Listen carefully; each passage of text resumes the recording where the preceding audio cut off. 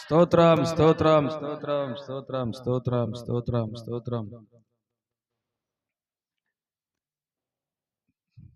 నా ప్రియ సహోదరి సహోదరులకు మరి వాక్య ధ్యానం చేద్దాం కొద్ది నిమిషాలు. అపోస్తుల కార్యాలు 6వ అధ్యాయం 1వ వచనం నుండి. అపోస్తుల కార్యములు 6వ అధ్యాయం 1వ వచనం. ఆ దినములలో శిష్యుల సంఖ్య విస్తరించినప్పుడు అనుదిన పరిచర్యలో తమలోనే విధవరాండ్రను చిన్న చూపు చూచిరని హెబ్రీయుల మీద గ్రీకు భాష మాట్లాడు యూదులు సణుగసాగిరి. అప్పుడు 12 మంది అపోస్తలులు తమ యొద్దకు శిష్యులను పిలిచి, మేము దేవుని వాక్యం బోధించుటమా అని ఆహారం పంచిపెట్టుట యుక్తము కాదు. కాబట్టి సహోదరులారా, ఆత్మతోనూ జ్ఞానముతోనూ నిండుకొనిన మంచి పేరు పొందిన 7 మనుషులను మీలో ఏర్పరచుకొనిడి. మేము వారిని ఈ పనికి నియమింతుము. అయితే మేము ప్రార్థన యందును వాక్య పరిచర్య యందును ఎడతెక్క యుందుమని చెప్పిరి.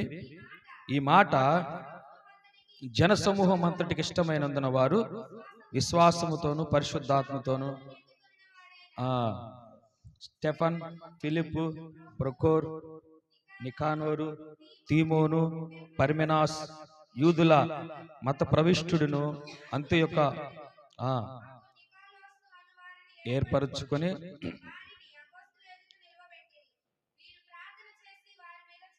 హల్లెలూయా హల్లెలూయా. ప్రియ సహోదరి సహోదరుడా, అపోస్తుల కార్యాలు 6వ అధ్యాయం 1వ వచనంలో రాయబడినట్టుగా ఆ రోజున సంఘములనంట శిష్యులు బాగా విస్తరించారంట. బాగా విస్తరించినప్పుడు అనుదిన పరిచర్యలో తమలోని విధవరాండ్రను చిన్న చూపు చూచిరని హెబ్రీయుల మీద గ్రీకు భాష మాట్లాడు యూదులు సణుగసాగిరి. అప్పుడు 12 అపోస్తలు తమ యొద్దకు శిష్యులను సమూహముని పిలిచి, మేము దేవుని వాక్యం బోధించుటమా అని ఆహారం పంచిపెట్టుట యుక్తము కాదు. హల్లెలూయా హల్లెలూయా. నా ప్రియ సహోదరి సహోదరుడా, సంఘములో మనకి చాలా మంది జీవితాల్లో చూసినట్లయితే చిన్న చూపు చూడకూడదు. సంఘములో విధవరాండ్రులంట ఆ రోజున సంఘములను చిన్న విధవరాండ్రులన్న చిన్న చూపు చూశారంట. ఎవరంట చూసింది? గ్రీకు భాష, హెబ్రీయుల మీద గ్రీకు భాష మాట్లాడు యూదులు సణుక్కున్నారంట. హల్లెలూయా. అప్పుడు 12 అపోస్తలులు తమ యొద్దకు శిష్యుల సమూహమును పిలిచి, విషయం తెలిసింది అపోస్తలులకు. ఏం తెలిసిందక? బాగా సంఘం విస్తరించింది.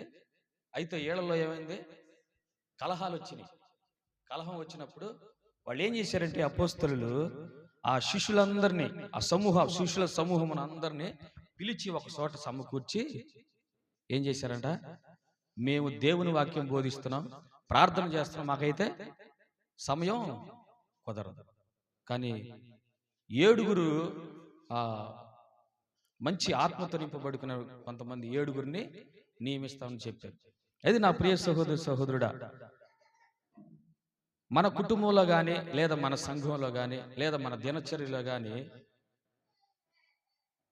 విధవరాండ్రులు చాలా చిన్న చూపు చూస్తారు. అవునా కదా?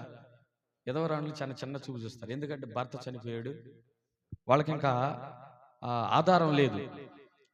ఆధారం లేనప్పుడు విధవరాండ్రులు చిన్న చూపు ఆ సంఘములు చూశారంట. చూస్తే వాళ్ళలో కలహాలు వచ్చినాయి అనుకో, ఎవరికి వాళ్ళే విడిపోతారు. అందుకని అపోస్తలు ఏం చేశారంటే సమాధానంగా పిలిచి వాళ్ళకి ఈ వాక్యాన్ని ఆహారం పంచిపెట్టుట యుక్తము కాదు. ఆహారం పంచిపెట్టుట యుక్తం కాదు. మీకు పరిచర్య చేయుట మా పని కాదు. ఈ పరిచర్య చేయడానికి, ఆహారం పెట్టడానికి ఒక 7 నియమిస్తామని 7 నియమించారు. అయితే మన యొక్క వాక్య ధ్యానం ఏంటంటే చిన్న చూపు చూడకూడదు ఎవరినైనా సరే. హల్లెలూయా. ఇంట్లో మన కుటుంబంలో, లేదా మన కుటుంబంలో మన భార్యనైనా సరే, లేదా మన భర్తనైనా, మన పిల్లలనైనా, లేదా లేదంటే ఒక సంఘంలో ఒక సేవకుడినైనా లేదంటే ఒక విశ్వాసినైనా మనం చిన్న చూపు చూడకూడదు. హల్లెలూయా. అయితే చిన్న చూపు చూసినటువంటి జీవితాల్లో కొంతమందిని మనం చూసుకుందాం ఈరోజు. వాళ్ళ జీవితాల్లో ఏం జరిగింది? అయితే మొదటి సమూయేలు గ్రంథం 1వ అధ్యాయం 6వ వచనంలో మనం చదివినట్లయితే, మొదటి సమూయేలు గ్రంథం 1వ అధ్యాయం 6వ వచనం, యెహోవా ఆమెకు సంతు లేకుండా చేసి ఉన్న హేతువును బట్టి ఆమె వైరియగు పెనిన్న ఆమెను విసిగించుటకై ఆమెకు కోపం పుట్టించుచు వచ్చెను. హల్లెలూయా. హల్లెలూయా.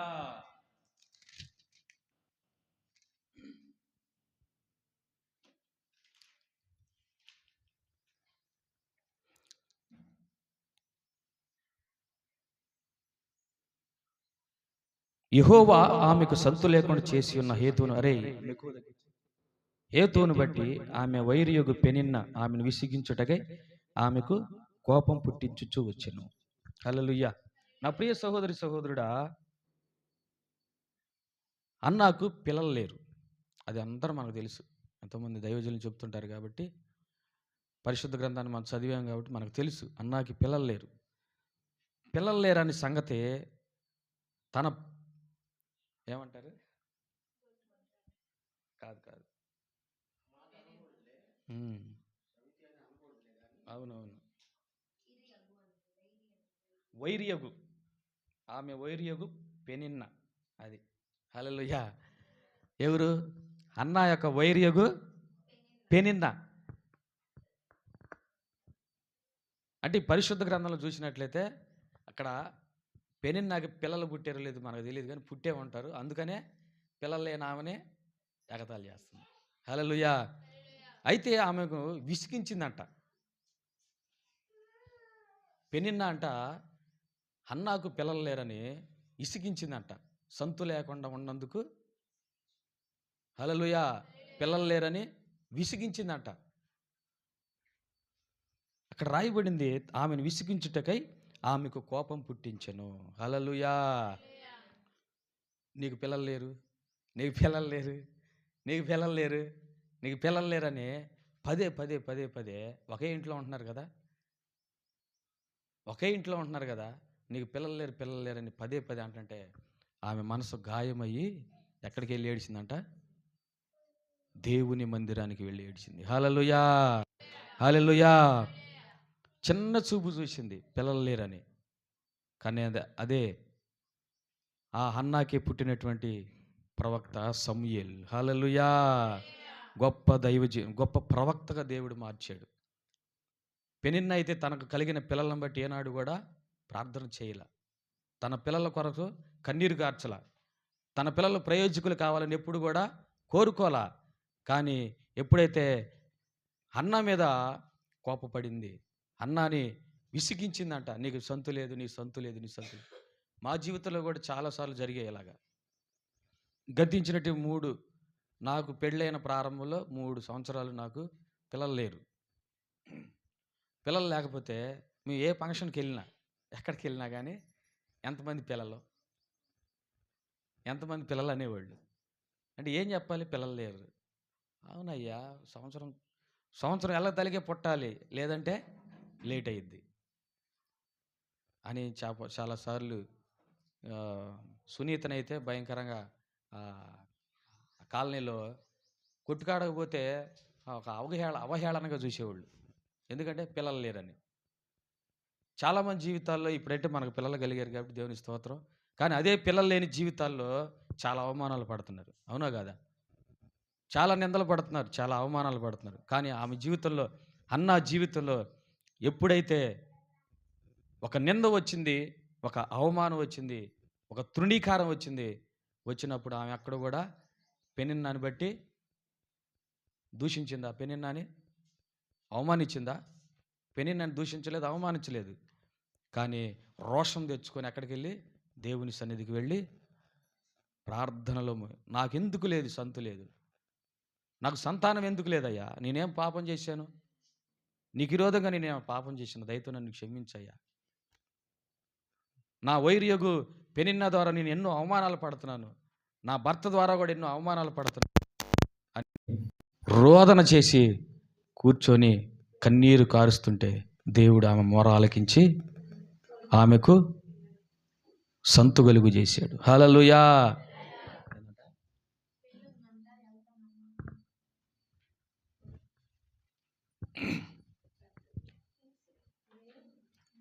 హల్లెలూయా.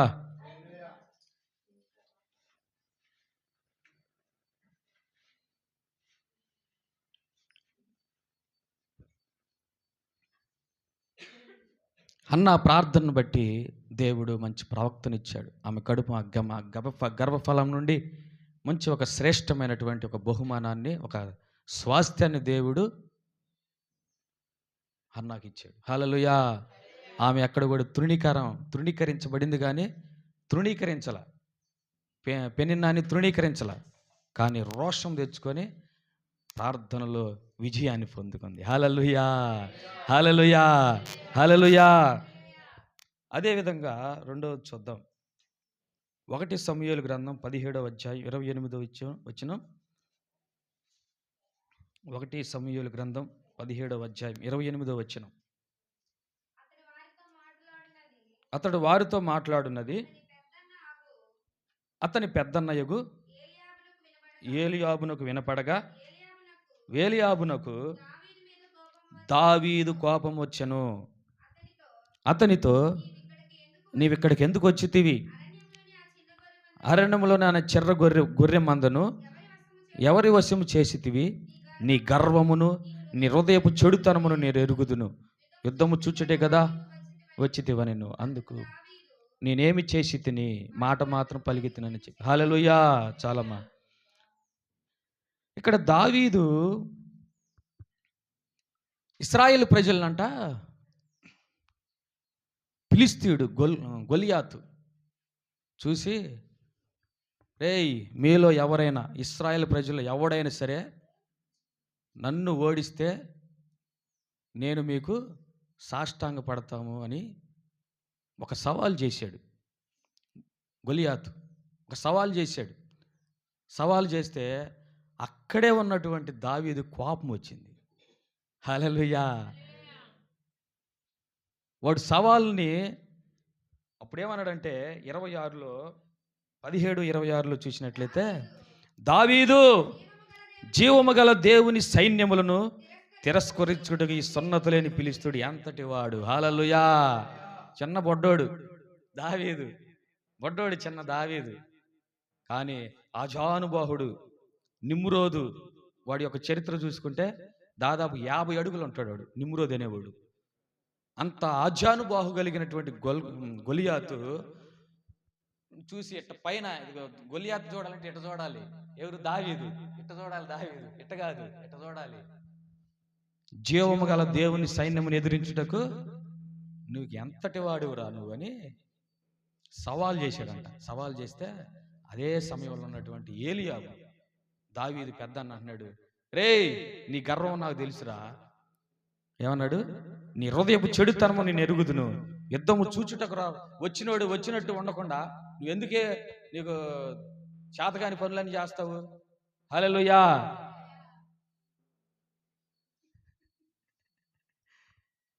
నీకు అనవసరమైన ఎందుకు చేస్తావని అక్కడ మాట అన్నప్పుడు, అప్పుడు దావీదు అంటాడు, నేనేమి చేసి తిని మాట మాత్రమే పలికితునని చెప్పి అతని యొద్ద నుండి తొలగి తిరిగి మరి ఒకని ఆ ప్రకారం అడుగగా జనులు వానికి అదే ప్రకారం ప్రత్యుత్తరం ఇచ్చారు. నా ప్రియ సహోదరుడా, ఇక్కడ అన్న తృణీకరించాడు. ఎవరిని? దావీదుని. చులకనగా చూశాడు దావీదుని. కానీ ఎక్కడ కూడా ఆయన తక్కువ, దేవుడు మాత్రం తక్కువ చేయలా. హల్లెలూయా, హల్లెలూయా. చులకన చూసినటువంటి దావీదు చిన్నవాడే, కానీ గొలియాతు అజానుబాహుడైనటువంటి అజానుబాహుడిని కూడా సవాలు చేసినటువంటి ధైర్యశాలి ఎవరు? దావీదు. అన్న చులకనగా చూశాడు. మరొకసారి చూద్దాం. అదే సమూయేలు గ్రంథం 16-11 అంటాడు, తండ్రి కూడా దావీదునంట చులకనగా చూశాడు. హల్లెలూయా. వద్దులానా, తండ్రి కూడా దావీదును చులకనగా చూశాడు. ఎందుకంటే దావీదు అరణ్యంలో గొర్రెలు కాసుకుంటున్నా ఉన్నప్పుడు ఆ సమూయేలు ప్రవక్త దేవుడు ఏం చెప్పాడంటే, యెషయా కుటుంబంలో ఒకరిని నేను ఏర్పరచుకోబోతున్నాను, ఒకరిని ఎన్నుకుంటున్నాను, నువ్వు పోయి అతన్ని అభిషేకించమని దేవుడు చెప్పి సమూయేలును పంపిస్తే దాదాపు 7గురిని దేవుడు తిరస్కరించాడు. హల్లెలూయా. 7గురిని పిలిస్తే దేవుడు తిరస్కరించాడు. కానీ అప్పుడు అంటాడు యెషయా, సమూయేలు అంటాడు, యెషయా ఇంకెవరైనా ఉన్నారా అంటే, ఉండాడులే ఒకడు గొర్రెలు కాసుకుంటాడు అని తేలిగ్గా తీసేశాడు. కానీ జీవము గల దేవుడు తీసుకొని వస్తే, దావీదును తీసుకొస్తే దావీదును సమూయేలు అభిషేకించాడు. దేవుడు కోరుకున్నాడు. హల్లెలూయా. చులకనగా చూసినటువంటి ఏలీయాబు, చులకనగా చూసినటువంటి దావీదు తండ్రి,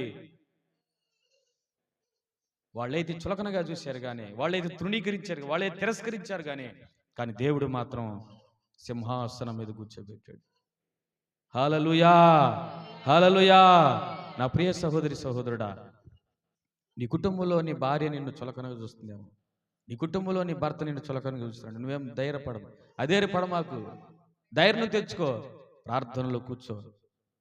అయ్యా, ఇదిగో నా స్నేహితులు నన్ను చులకనగా చూస్తున్నారయ్యా, నా బంధువులు నన్ను చులకనగా చూస్తున్నారయ్యా, నన్ను హేళన చేస్తున్నారయ్యా, నన్ను తృణీకరిస్తున్నారు, నన్ను చేత్కరిస్తున్నారయ్యా అని నువ్వు ఎప్పుడైతే దేవుని సన్నిధిలో కూర్చొని దేవుని పాదాలు పట్టుకొని మొరపెడతావో, దేవుడు నీ మొర ఆలకించి దేవుని ఉన్నతమైన స్థానంలో కూర్చోబెడతాడు. హల్లెలూయా, హల్లెలూయా. చూద్దాం. అలానే లూకాసు వార్త 16వ అధ్యాయం 21, 22. లూకాసు వార్త 16వ అధ్యాయం 21వ వచనం. అతని బల్ల మీద నుండి పడు రొట్టె ముక్కలతో ఆకలి తీర్చుకొనగోరెను. అంతేకాక కుక్కలు వచ్చి వాని కురుపులు నాకెను. ఆ దరిద్రుడు చనిపోయి దేవదూతల చేత అబ్రహాము రొమ్మును ఆనుకొనుటకు కొనిపోబడెను. ధనవంతుడు కూడా చనిపోయి పాతి పెట్టబడెను. హల్లెలూయా, హల్లెలూయా. ఈ లూకాసు వార్తలో రాయబడింది, ధనవంతుడు దరిద్రుడి గురించి దేవుడు ఒక చక్కని సందేశాన్ని ఇచ్చాడు. ఏమంటే, అతను ఇద్దరు బ్రతికున్న సమయంలో ఒక జీవనం కొనసాగిస్తున్న సమయంలో దరిద్రుడికి తినడానికి ఏమీ లేదు. హల్లెలూయా. దరిద్రుడికి తినడానికి ఏమీ లేదు. లేని సమయంలో ధనవంతుడి దగ్గరికి పోయి అతని బల్ల మీద తిన్నటువంటి ఎంగిలి మెతుకులు ఉంటాయి చూడండి, ఆయన తిన్న తర్వాత సైడ్ పళ్ళెం పక్కన పడ్డ ఎంగిలి మెతుకులు తిని బ్రతికాడంట. హల్లెలూయా. ఏమి ఆ రోజు ఆయన తినేటప్పుడు ఆహారం పెడితే ఏమైంది, పెట్టవచ్చు కదా, కానీ పెట్టలే. తిరస్కరించాడు, తృణీకరించాడు, చేత్కరించాడు, అవమానపరిచాడు. కానీ అదే దరిద్రుడు చనిపోయంట అబ్రహాము రొమ్మును ఆనుకున్నాడు. హల్లెలూయా, హల్లెలూయా. అదే చేత్కరించి తిరస్కరించి చిన్న చూపు ధనవంతుడు ఎక్కడ పోయాడు? పాతాళంలోకి వెళ్ళిపోయాడు. హల్లెలూయా, హల్లెలూయా, హల్లెలూయా. నా ప్రియ సహోదరి సహోదరుడా, మన జీవితంలో, మన ఆధ్యాత్మిక జీవితంలో ఎవరిని తక్కువ అంచనా వేయకూడదు. ఎందుకంటే వాళ్ళు మనకంటే శ్రేష్టమైన వారు, మనకంటే ఘనమైన వారు. అలాగనే చూద్దాం. యోబు గ్రంథం 2వ అధ్యాయం 9వ వచనం. యోబు గ్రంథం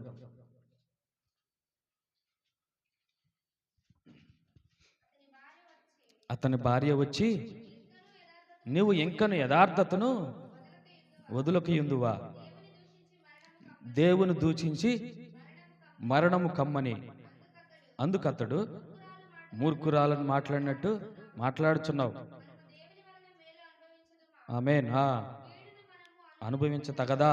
హల్లెలూయా, హల్లెలూయా. నా ప్రియ సహోదరి సహోదరుడా, దేవుడు ఇంకొక చక్కని మాట ఇస్తున్నాడు. యోబుకు ఎంతో అష్టైశ్వర్యాలు ఇచ్చాడు. ఎందుకంటే యోబు యథార్థవంతుడును, నీతిమంతుడు, న్యాయవంతుడు. ఆ ఊజు దేశంలో అతను వంటి యథార్థవంతుడు లేడు, న్యాయవంతుడు లేడు. అయితే దేవుని యందంట భయభక్తులు కలిగిన వాడు యోబు. అంత భయం భక్తులు ఆ దేశంలోనే లేరంట. అంత నీతిమంతుడు ఆ దేశంలో లేడంట. ఆ దేశంలో అంత యథార్థవంతుడు లేడంట.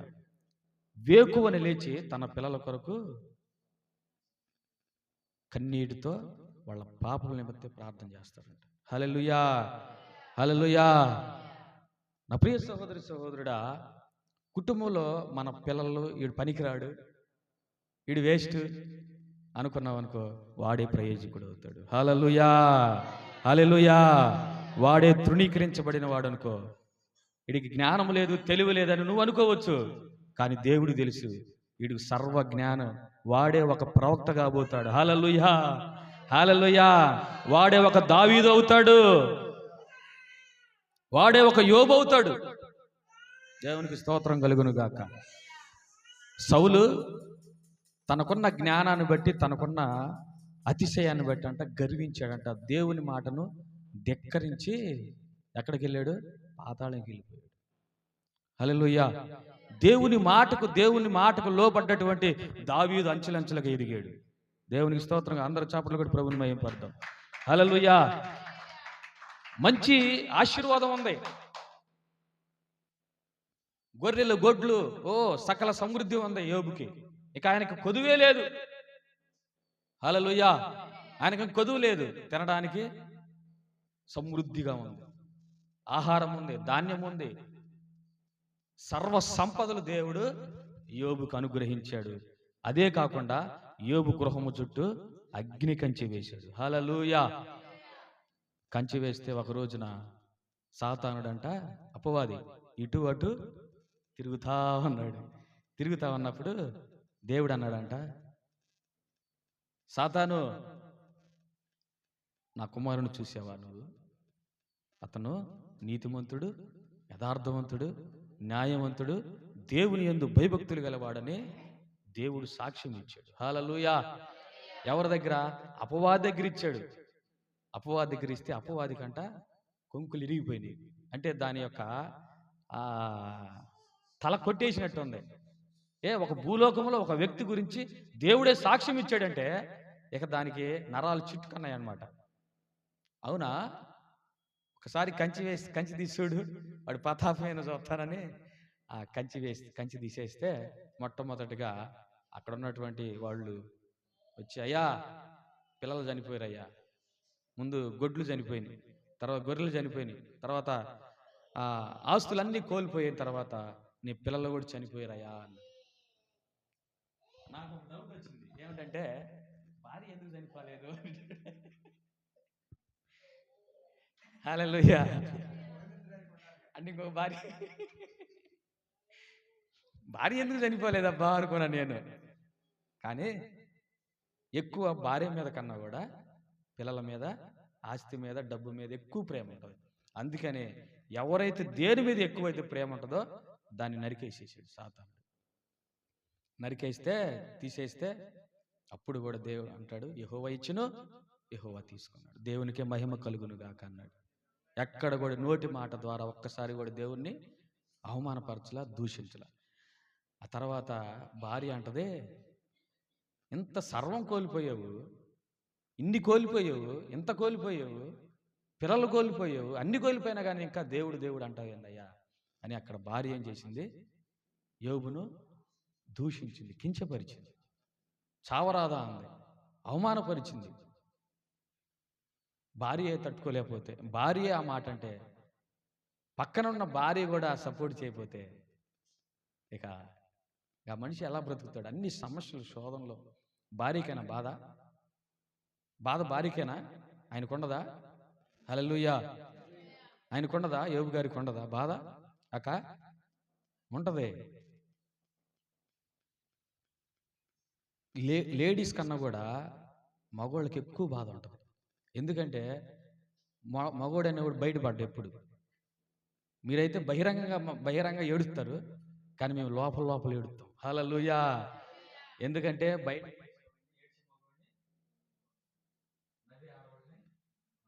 అందుకని తొందరపడి ఏడవరు. ఒకళ్ళు ఏడ్చామనుకో, ఇక తట్టుకోలేకుండా బయటకు వచ్చేది ఇక ఏడుపది. ఇక లోపల కూడా దిగమింకు తట్టుకోలేక ఇక బయటకు వచ్చి ఏడుతుంది చూడు, కన్నీరు గారుతుంది చూడు. అది ఇంకా మరీ ఉగ్రత వచ్చినప్పుడు, అంటే ఇంకా తట్టుకోలేక బాధ వచ్చినప్పుడు బయటికి వ్యక్తపరుస్తాం. అయితే యోబు తనలోని తను మదన పడుతున్నాడు. శరీరం అంతా కురుపులు, గాయాలు, పచ్చిపుండ్లైనవి.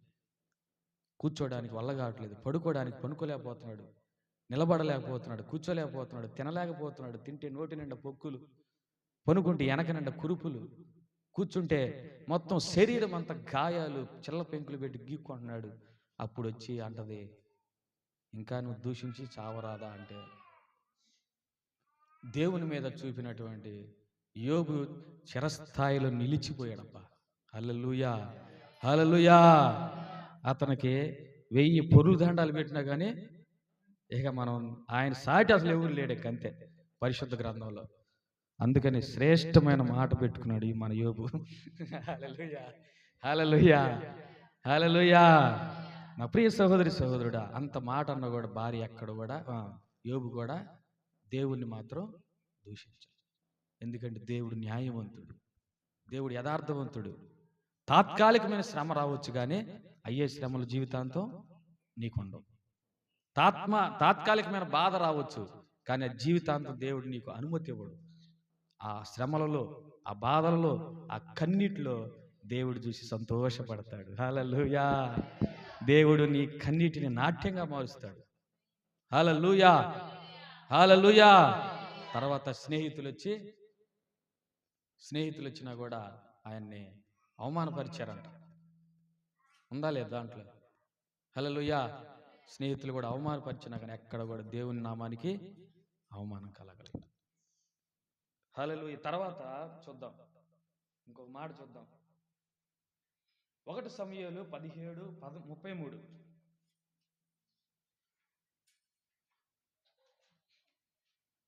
1 సమూయేలు గ్రంథం 17వ అధ్యాయం 33వ వచనం.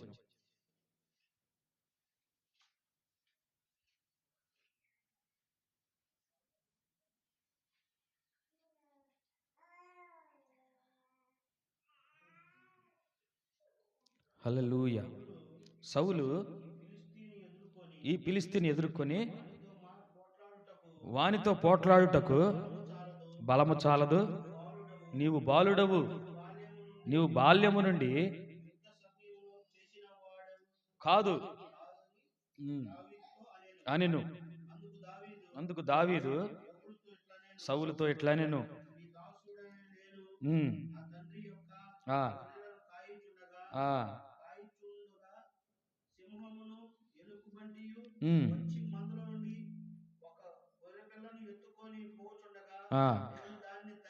తరిమి చంపి దాని నోటి నుండి గొర్రెను రాగా పట్టుకొని చంపి తిని. ఆమేన్, హల్లెలూయా, హల్లెలూయా. ఇక్కడ ఒక సంఘటన కనపడుతుంది. దావీదు విషయంలో దావీదు కలిగిన అవమానాలు మరిన్ని అన్ని కాదు. దావీదు కలిగిన అవమానాల్లో ఇది ఒకటే.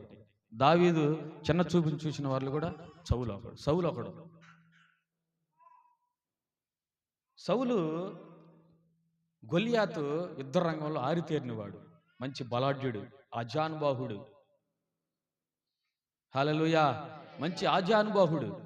నువ్వే ఆడ చిన్నపిల్లోడివి, అతను యుద్ధ రంగంలో ఆరితేరున్నాడని సౌలు ఆ మాట అన్నప్పుడు దావీదు ఒక మాట అంటాడు. ఏమనంటే, సింహాన్ని గొర్రె పిల్లలు తీసుకుని వెళ్తుంటే వేటాడి దాన్ని చంపేశాను. హల్లెలూయా. తర్వాత ఎలుగుబంటి కూడా మందలోని గొర్రె పిల్లల నుండి విడిపించాడట. నా ప్రియ సహోదరుడా, దావీదు గురించి మనం తీసుకున్నట్లయితే దావీదు ప్రత్యేకంగా కోరుకున్నాడు కాబట్టి దేవుడు దావీదుకి అంతమంది ఉవ్వెత్తులు లేచినా కానీ ఆయన లెగుస్తూనే ఉన్నాడు. హల్లెలూయా, హల్లెలూయా. ఆయన జయం పొందుకుంటూనే ఉన్నాడు, ఆయన విజయాన్ని పొందుకుంటూనే ఉన్నాడు.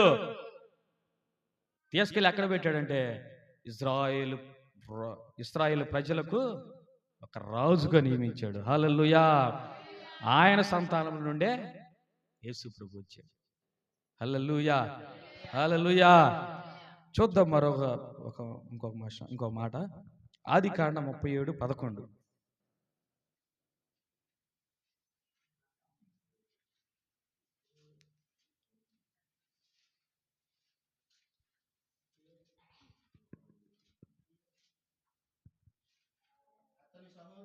అతని సహోదరులు అతని యందు అసూయపడిరి.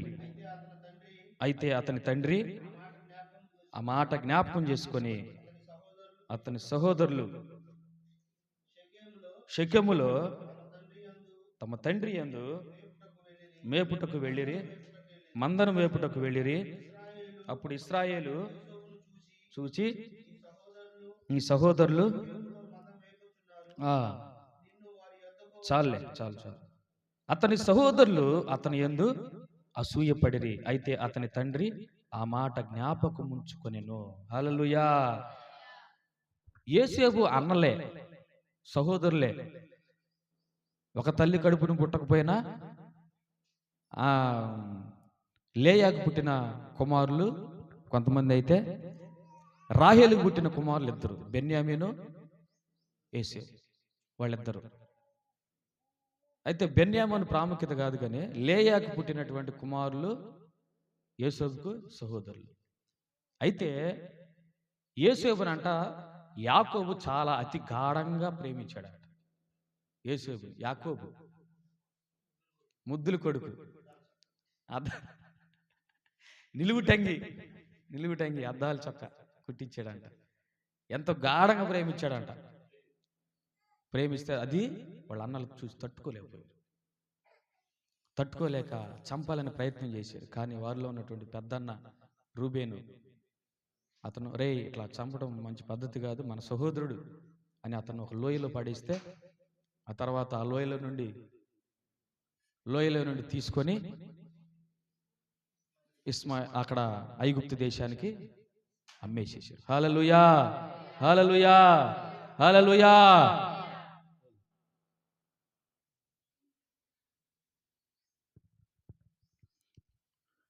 నా ప్రియ సహోదరుడా, యోసేపు జీవితంలో కూడా ఎన్నో అవమానాలు, నిందలు పడ్డాడు. కానీ తీసుకెళ్ళి ప్రధానమంత్రి చేసాడు దేవుడు. హల్లెలూయా, హల్లెలూయా, హల్లెలూయా. తృణీకరించబడ్డారనో, తిరస్కరించబడ్డారనో, త్రోసివేయబడ్డారనో మీరు ఎప్పుడు అనుకోవద్దు. ఎందుకంటే దేవునికి మీరు శ్రేష్టమైన వారు, దేవునికి మీరు అతి ప్రియమైన వారు, దేవునికి అత్యంత ప్రియమైన వారు.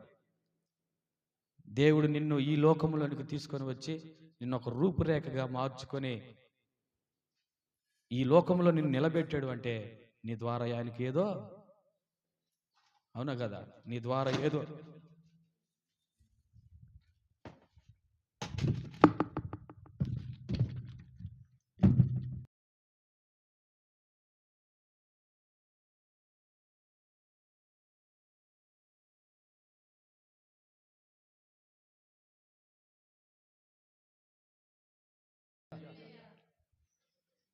తిరస్కరించబడ్డారనో, తృణీకరించబడ్డారనో మనం చూసినట్లయితే ఎక్కడ కూడా దానిని బట్టి సంతోషపడదాం. హల్లెలూయా.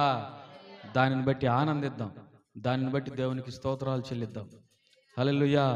నీ బంధువులైనా, నీ స్నేహితులైనా, నీ రక్త సంబంధికులైనా, నీ స్నేహితులైనా, ఎవరైనా సరే, ఏమన్నా సరే, దేవుని కృప ఎప్పుడు నీ మీదగా ఉన్నట్టు. హల్లెలూయా, హల్లెలూయా. నీ కుమారుడి మీద వీడు జ్ఞానం లేనివాడు, వీడు తెలివి లేనివాడు, ఈ తిక్కలోడు అనుకున్నావు అనుకో, ఆ తిక్కలోడే, ఆ జ్ఞానం లేనివాడే రేపు నీ కూడి పెట్టేది వాడే. హల్లెలూయా, హల్లెలూయా, హల్లెలూయా. దేవునికి స్తోత్రం కలుగును గాక. మత్తయి సువార్తలో రాయబడి ఉంటుంది 23:12లో, తన్ను తాను హెచ్చించుకున్నవాడు తగ్గింపబడును, తన్ను తాను తగ్గించుకున్నవాడు హెచ్చింపబడును రాయబడింది. ఎప్పుడైనా మన జీవితంలో, మన ఆధ్యాత్మిక జీవితంలో మనం సేవకుడైనా, విశ్వాసాన్ని ఎవరైనా సరే మనం తగ్గించుకోవాలి, పూర్తిగా తగ్గించుకోవాలి. తగ్గించుకోకపోతే దేవుడేమన్నాడు, నువ్వు గనక హెచ్చింపబడ్డావు అనుకో, దేవుడే తగ్గిస్తాడు నేను. హల్లెలూయా. ఎవరైనా సరే, ఎవరైనా ఆ, మన ఇటీవల జగన్మోహన్ రెడ్డి అనుకున్నాడు, నేను ఒక 30 ఏళ్ళు పరిపాలన చేస్తాను అనుకున్నాడు. హెచ్చించుకున్నాడు మనసులో. ఇక నేనే రాజు, నేనే మంత్రి, నేనే ప్రధానమంత్రి అనుకున్నాడు. కానీ తీసుకెళ్ళి ఏడ తెచ్చాడు? ఏడ తీసుకెళ్ళాడు దేవుడు? మరలా ప్రతిపక్షంలో కూర్చోబెట్టాడు. ఇప్పుడున్న పరిపాలకులు కూడా నేనే మంత్రి, నేనే మహారాజుని, నాకంటే ఎవరు లేరు, నేను ఒక 40 ఏళ్ళు పరిపాలిస్తారంటే కుదరదు. ఎక్కడ కూడా మనం తగ్గించుకొని దేవునికి లోబడి దేవుని ఇష్ట ప్రకారం చేస్తే దేవుడు మరలా నిన్ను మరలా ఇంకోసారి నిలబెడతాడు. హల్లెలూయా, హల్లెలూయా, హల్లెలూయా. ఆ దినములో శిష్యుల సంఖ్య విస్తరించినప్పుడు, బాగా విస్తరించిన సంఘంలో అయితే విధవరాండ్లు అంట చిన్న చూపు చూశారంట. చిన్న చూపు చూసి హెబ్రీయుల మీదంట గ్రీకు భాష మాట్లాడి యూదులు సణుక్కున్నారంట. సణిగితే అప్పుడు అపోస్తులు గ్రహించి, ఇలా కాదు, దీనికి ఒక పరిష్కారం ఎతకాలని చెప్పేసి ఆ శిష్యులందరినీ పిలిపించి వాళ్ళ ఒక 7గురు నియమించి ఆ సంఘాన్ని ఆత్మతో, పరిపూర్ణ ఆత్మతో జ్ఞానంతో నిండుకున్న 7గురిని, వాళ్ళు ఎవరంటే స్టెఫన్, ఫిలిప్పు, ప్రొకోర్, నికానోర్, తీమోను, పర్మెనాస్, నికోలాస్ అను వారిని ఏర్పరిచారంట. ఏర్పరచుకున్న తర్వాత అప్పుడు సంఘం అభివృద్ధి చెందింది. హల్లెలూయా, విస్తరించబడింది. హల్లెలూయా. నా ప్రియ సహోదరి సహోదరుడా, మధ్యకాల సమయంలో కూడా మనమందరం సంఘ బిడ్డలైనా, విశ్వాసులైనా, పరిచారకులైనా, సేవకుడైనా సరే, ఎవడైనా సరే తగ్గించుకునే మనసు కలిగి ఉండాలి. నువ్వు ఇప్పుడు తగ్గించుకోకపోతే దేవుడు నిన్ను ఎప్పటికీ హెచ్చించలేడు. నువ్వు ఇప్పుడే హెచ్చించుకున్నావు అనుకో, దేవుడు నిన్ను పాతాళానికి దిగొడతాడు, పాతాళానికి తగ్గిస్తాడు. నా ప్రియ సహోదరి సహోదరుడా, మన ఈ 7 విషయాలు మనం చూసినట్లయితే వారి జీవితంలో ఎప్పుడైతే చిన్న చూపు చూశారనే, తిరస్కరించబడ్డారని, తృణీకరించబడ్డారని చూసిన వాళ్ళ జీవితాల్లో వాళ్ళు ఎవరైతే అలాగ మాట్లాడారో వాళ్ళందరూ తగ్గించబడ్డారు. ఎవరినైతే ఆ తిరస్కారం, ఆ తృణీకారం పొందారో వాళ్ళు దేవుడు ఆకాశం నిలబెట్టాడు. హల్లెలూయా. దేవుడు ఉన్నతమైన స్థానంలో నిలబెట్టాడు. నా ప్రియ సహోదరి సహోదరుడా, మీరు కూడా అలాగా మీరు ఎవరైనా అన్నా కానీ మీరెవరు ఎదురు మాట్లాడద్దు. ఒకళ్ళు మిమ్మల్ని తృణీకరించినా, ఒకళ్ళ మీద చెంప మీద కొట్టినా మీరేం చేయాలో తెలిసినా, ఈ రెండో చెంప దేవుని స్తోత్రం అనాలి మీరు. హల్లెలూయా. ఆ మనసు ఈ యొక్క నూతన సంవత్సరాలు కలిగి ఉండండి. దేవుడు మిమ్మల్ని, మీ కుటుంబాలను దీవించును గాక. ఆమేన్. హల్లెలూయా. దేవుడి మాటలు దీవించును గాక. అందరూ మోకరించండి.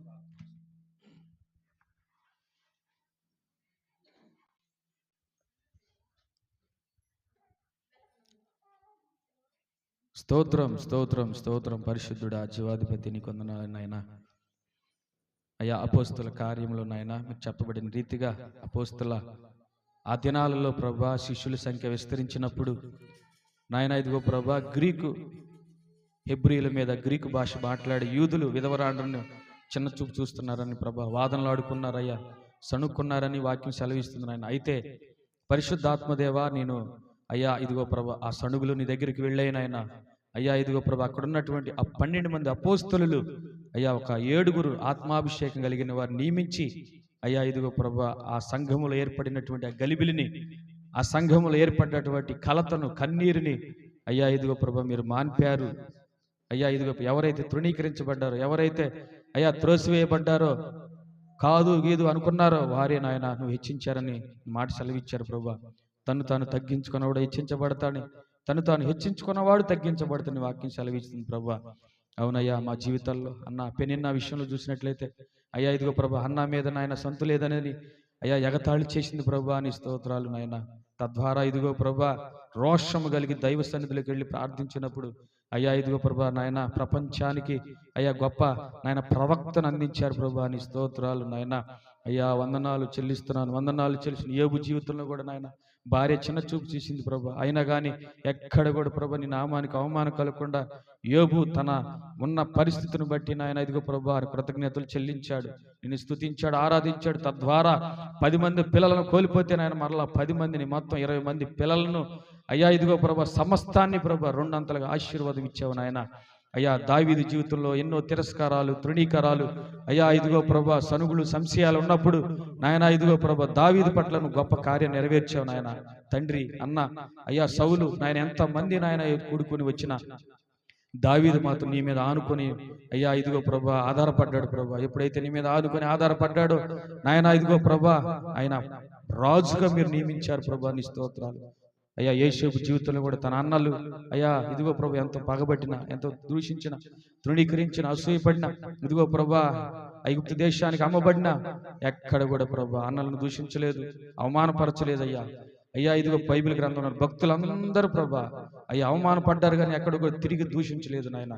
అవునయ్యా నీ మనస్తత్వాన్ని కోరుకున్నారు, నీ ఆలోచన ప్రకారం నడిచిన వారు, అందువలనే వారు ప్రభా అయ్యా నాయన ఇదిగో ఎంతో గొప్ప వ్యక్తులు కాగలరే ప్రభా. నీ స్తోత్రాలు నాయన. ఇదిగో తిరస్కరించలేదయ్యా, దూషింపబడి దూషించలేదు నాయన. అయ్యా అవమానపడి అవమానించలేదు ప్రభా. నీ స్తోత్రాలు. అందుకనయ్యా అయ్యా పరిశుద్ధ గ్రంథంలో వాళ్ళ పేరు లిఖించారు. అందుకే వందనాలు, కృతజ్ఞతలు అయ్యా. మా కుటుంబాలైనా, మా సంఘంలైనా, మా పరిస్థితులయ్యా అయ్యా, మా బంధువుల్లో నాయన, మా స్నేహితులు ఎవరైనా ప్రభా మమ్మల్ని తృణీకరించిన, తిరస్కరించిన, దూషించిన, సణుక్కున్న అయ్యా ఏమన్నా కానీ ప్రభా మీరు తిరిగి దూషించకుండా అయ్యా, తిరిగి అవమానించకుండా, తిరిగి అయ్యా ఇదిగో ప్రభా వారిని అయ్యా అట్టి పరిస్థితులకి మమ్మల్ని తీసుకొని వెళ్లకుండా నీ కృపతో నింపయ్యా, నీ ఆత్మతో అభిషేకించయ్యా. అయ్యా ఇదిగో ప్రభు వారి మనసులు కూడా మార్చి అయ్యా నీ ఇచ్చిన రాకడకు సిద్ధపరచు నాయన. నీ కృపతో నింపమని, నీ ఆత్మతో నింపమని ప్రార్థిస్తున్నాను తండ్రి. స్తోత్రాలు. దేవుడు యొక్క ఆరాధన దేవుడు మహిమకరంగా జరిగించిన దేవునికి స్తోత్రాలు చెల్లిద్దాం. స్తోత్రం, స్తోత్రం, స్తోత్రం, స్తోత్రం, స్తోత్రం. పాటల ద్వారా, సాక్ష్యం ద్వారా, ఆరాధన ద్వారా మహిమ పొందిన దేవునికి స్తోత్రాలు చెల్లిద్దాం. స్తోత్రం, స్తోత్రం, స్తోత్రం. వాక్య పరీక్షల్లో తన దాసు నిలబెట్టుకుని ఒక అమూల్యమైన వర్తమానం అందించిన దేవునికి స్తోత్రాలు చెల్లిద్దాం. స్తోత్రం, స్తోత్రం, స్తోత్రం, స్తోత్రం, స్తోత్రం, స్తోత్రం, స్తోత్రం. హల్లెలూయా, హల్లెలూయా, హల్లెలూయా, హల్లెలూయా, హల్లెలూయా. ప్రార్థన చేసుకుందాం. మన మధ్యలో సోదరుడు ఏవ్ ప్రార్థన చేస్తాం.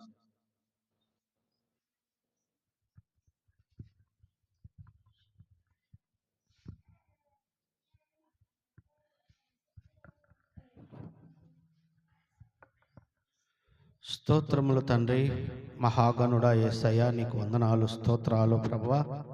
నూతన సంవత్సరం పునరుద్ధాన దినమందు నీ దాసును నిలిపి నాయన నీ సంఘానికి కావాల్సిన వర్తమానాన్ని మీరు విడుదల చేసి ఉన్నారు తండ్రి. నీకు స్తోత్రాలు ప్రభువా. ఆయన ఎంతో ఆత్మీయ సంగతులు బోధించారు తండ్రి. శ్రేష్టమైన మాటలను ఆయన మీరు మాట్లాడారు ప్రభువా. నా తండ్రి అవమానాలు కలిగించేవారు మా జీవితాల్లో ఒకళ్ళు ఉంటేనే నాయనా నీ సన్నిధికి వచ్చి నాయనా నీ సన్నిధిలో నీ పాదాలు పట్టుకుంటామని తెలియజేశారు ప్రభువా. నా తండ్రి నీకు స్తోత్రాలు, స్తోత్రాలు. ఒకరు అవమానం కలిగిస్తే నాయన అది మేలే జరిగిద్ది కానీ కీడు జరగదని నాయన ఈ దినాన నాయన మాకు బయలుపరిచారు తండ్రి. నీకు స్తోత్రాలు ప్రభువా. రోషం కలిగిన దేవా, 40 దినాలు సౌలు నాయన 40 దినాలు నాయన గొలియాతు నిన్ను అవమానపరిచినప్పుడు సౌలు యుద్ధవీరులు, శూరులు నాయన చూస్తూ ఉన్నారు కానీ ఏం చేయలేకపోయారు ప్రభువా. నాయన కొద్దివాడైన దావీదు రోషం కలిగి జీవం కలిగిన దేవుని సంఘాన్ని తిరస్కరించడానికి ఎంత ధైర్యం అని నాయన దావీదు ముందుకొచ్చాడు తండ్రి. నీ పక్షాన నిలబడి ముందుకొచ్చినందుకు మీరు వాడుకున్నారు ప్రభువా. నీకు స్తోత్రాలు తండ్రి. యేసయ్యా నీకు వందనాలు నాయనా. రోషం కలిగిన ప్రార్థనా జీవితాన్ని, రోషం కలిగిన పవిత్రమైన జీవితాన్ని, రోషం కలిగిన పట్టుదల కలిగిన జీవితాన్ని ప్రతి ఒక్క మా సంఘ బిడ్డలకు దయచేయండి తండ్రి.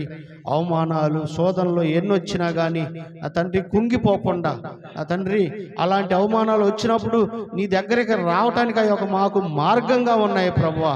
నీకు స్తోత్రాలు ప్రభువా. ఆత్మీయంగా ప్రతి ఒక్క బిడ్డను బలపరచను తండ్రి.